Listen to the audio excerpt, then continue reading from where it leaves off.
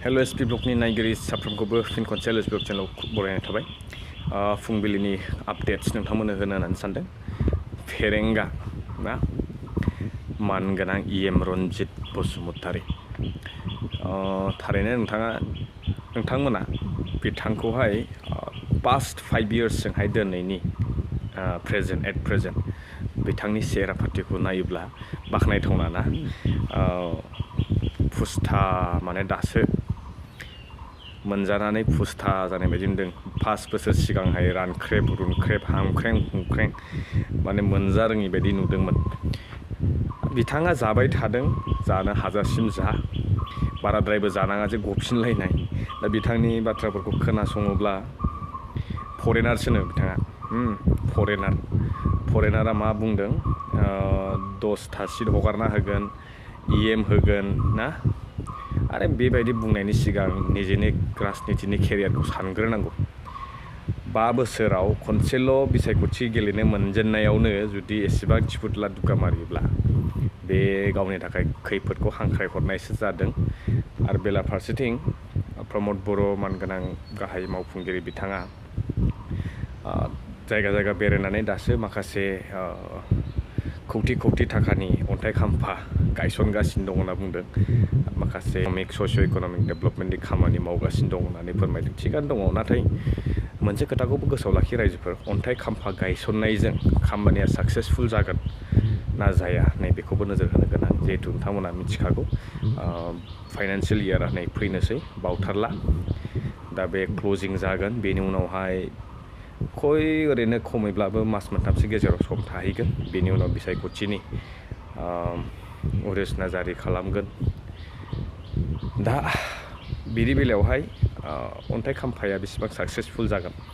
अन्थाइ खाम्फा गायसननायावथ' बिथांमोना गोबां माखासे डिप्ल'मा डिग्रि लाना फैनाय बायदि नुहुरो। आं बुंनो सानाखै, अब्लाबो नुदों जिहेतु जों दिनै थांनाय समाव जाखिनि खामानि मावलांनाय बेफोरखौनो अन्थाइ खाम्फा अलरेडि दंखायो, बेनि सायावनो आरो गायसनबावनाय नुदों। बिल्डिङा जाखानाय, अन्थाइ खाम्फा गायसनखानाय, बेखेवखानाय, बेखौनो बेखेवफ्लेदों। आरो बेयावनो आरो एमाउन्ट लिरदेरनानै आरो मा खालामदों मिथिया। आरो बारग' चिफ बिथांनि बुंनायखौ खोनाबाय नोंथांमोना। बिथाङा बुंदों 3 कौटि बा 3.5 कौटि मेक्स टु मेक्स 4 कौटि बिदिनि गेजेराव बानायनाय न'खौहाय रिपेयारिंनि मुङाव बोरै 12 कौटि सेंसन खालामो। अब्ला नायदो गोथां गोथि। दिनै जोंनि जि ओनसोलावहाय जेरावनाखि इम्परटेन्ट खामानिफोराव 12 लाख 15 लाख बेबायदि स्किम हमना दोनदों। बेलाफारसेथिं रिपेयारिंनि नामाव बिथांमोना ओरैबायदि फैसा सेंसन खालामदों, बे डाइरेक्टलि जाख्ल'नाय। रिपेयारिंआव बिराद सुबिदा जायो थारमाने जानो, बेनिखायनो बिथांमोना बेखौ मोजाङै मोनथिबाय। 5 बोसोराव बेखौ सोलोंबाय। आरोथ' नायबावदो नोंथांमोना साननैसोनि गेजेराव गोबां अन्थाइ खाम्फा बेखेवगोन, फिथा हास'गोन। बे स्वाभाबिक, मानोना इलेक्सननि बारहावा बारगासिनो दङ। बिथांमोना जे बुंदों खामानि मोनसेबो जायाखै होननानै प्रमद बर' बिथाङा बुंदोंमोन। आं अलरेडि मोनसे भिडिअ होबाय। दिनै बेनि सोलाय उल्था जों नुगासिनो दं। मानगोनां प्रमद बर' बिथाङानो दिनै उल्था अन्थाइ खाम्फा गायसनो, जाखानाय खामानियाव गायसनो, जाय खामानियाव फैसा गारो, माने इउसलेसलि फान्डफोरखौहाय इउटिलाइज खालामनो रोङाखै मोजाङै। दिनैबो नुगोन सिगां जेरैहाय 5 बोसोर सिगां जे खामानिफ्रा आद्रा थालांनाय बेफोरखौ बिथांमोना मावनांगौमोन। नाथाय बेनि सोलाय बिथांमोना जाखानाय लामाखौसो खुज्रेद बेनि सायावहाय आरो बेखौनो लुदेरफिननाय। एगजाम्पोल महरै दिनै बै आसाम माला रड नामा, नैबेफोरावबो नुदों बा माबायदि लामाखौ बिथांमोना हरनांगौमोन सार्भेयाव, नाथाय जाखानाय लामाफोरखौसो सार्भेयाव हरनानै दा बे मोजांमोन 3 बोसोरसो जानाय रडखौनो माने सिफायनानै बानायफिननाय नुथाय गोबां आं अलरेडि होबाय भिडिअ, नोंथांमोना चेकिं खालामबा नुगोन। दा बिदिनो जागासिनो दं। नोंथांमोनाबो मेरला मिथिगोन, गावबा जायगायाव नायगिदिंनानै नुगोन।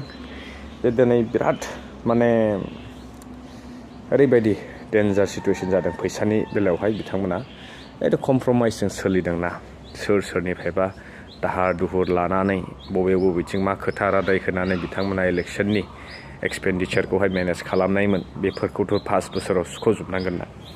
बेबायदि जायनि जाहोनाव दिनै जों नुदों लकेलनि थिखादारथ' गैखालानो, सब बाहेरानि थिखादार।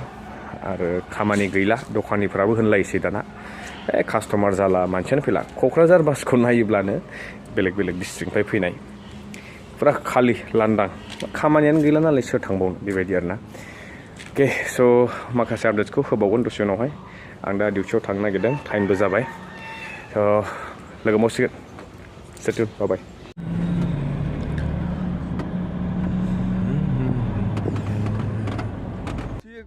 আমি গেস্ট হাউস বনাই ইহঁতে রিপেয়ারিং করে 12 কোটির এটা কি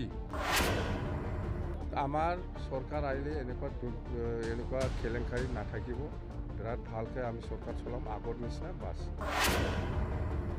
এই ফেৰেঙ্গাৰ কথা পাতে ফেৰেঙ্গা এইবিলাক কথা কোৱাৰ কোনো অধিকাৰেই নাই মিনিংলেছ ই যেহেতু ফৰেনাৰ হয় BTCৰ বাসিন্দা নহয় প্ৰমোদৰ কথা প্ৰমোদে আমাৰ লগত ফোনত কথা পাতি পেলাই যিখিনি কৈ আছে মোক খাম্পা আৰু চন্দনক ডাষ্টবিনত অলৰেডি পেলাই দিছে এইবিলাক কৈ লাভ নাই এই ফেৰেঙ্গাৰ কথা বাদে ফেৰেঙ্গা এইবিলাক কথা কোৱাৰ কোনো অধিকাৰেই নাই